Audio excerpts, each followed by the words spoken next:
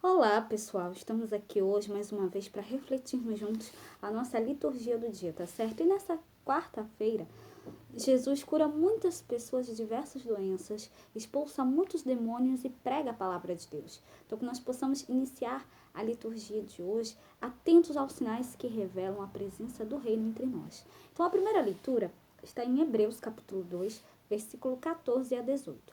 Hebreus, capítulo 2, versículo 14 a 18. E visto como os filhos participam da carne e do sangue, também ele participou das mesmas coisas, para que pela morte aniquilasse o que tinha o império da morte, isto é, o diabo, e livrasse todos os que com medo da morte estavam por toda a vida sujeitos à servidão. Porque na verdade ele não tomou os anjos, mas tomou a descendência de Abraão, pelo que convinha que em tudo fosse semelhante aos irmãos, para ser misericordioso e fiel sumo sacerdote naquilo que é de Deus, para expiar os pecados do povo. Porque naquilo que ele mesmo, sendo tentado, padeceu, pode socorrer aos que são tentados.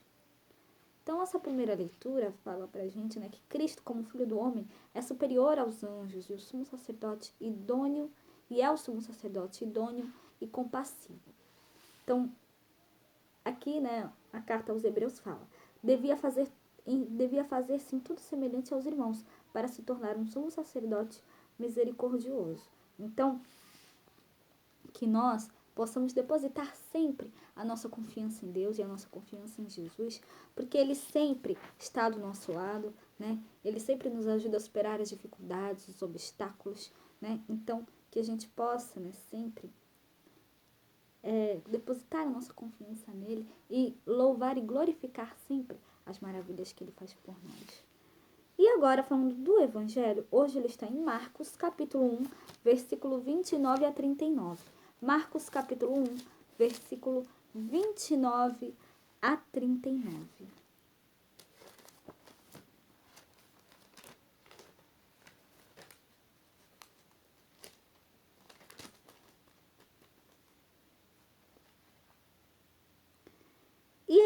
E logo saindo da sinagoga, foram à casa de Simão e de André com Tiago e João. E a sogra de Simão estava deitada com febre.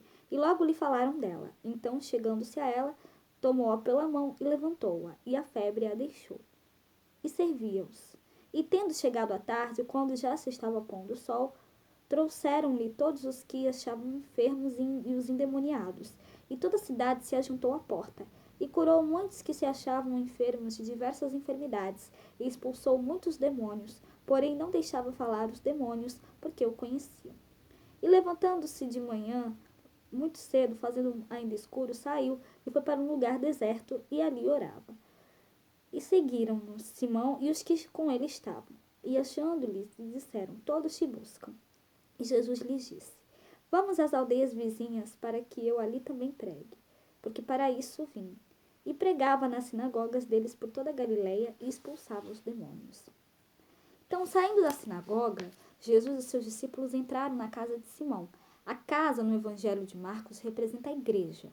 Há uma oposição entre a sinagoga hostil a Jesus, em Marcos capítulo 1, versículo 21 a 28, e a casa onde Jesus é servido. O ocorrido na sinagoga é um exorcismo. Aqui, a cura da sogra de Simão é o primeiro milagre de Jesus, servindo de ilustração para os outros milagres que seguirão. Ele cura da paralisia causada pela febre um dos membros da comunidade. A sogra de Simão representa aqueles que, paralisados, perderam o dinamismo da fé e por isso não participam da vida comunitária na prática do serviço gratuito aos irmãos. A mulher, no entanto, depois de curada, começou a servi-los. Então, começou a se comportar como discípula, membro autêntico da comunidade, na qual o serviço fraterno é contínuo. Então, pela fé em Jesus, que cura todas as paralisias, o discípulo se assemelha ao mestre, que não veio para ser servido, mas para servir. Então, que nós realmente possamos sempre servir uns aos outros e sempre ajudarmos uns aos outros como irmãos, tá certo? Então, era isso que eu tinha para falar para vocês hoje. Muito obrigada a todos por curtirem, por comentarem. Aqueles que só assistem mesmo, também agradeço. Espero que vocês tenham gostado dessa reflexão de hoje. Espero encontrá-los todos aqui amanhã, quinta-feira, se Deus quiser, para continuarmos refletindo cada vez mais as leituras da Sagrada Escritura. Então, muito obrigada a todos e até a próxima, se Deus quiser.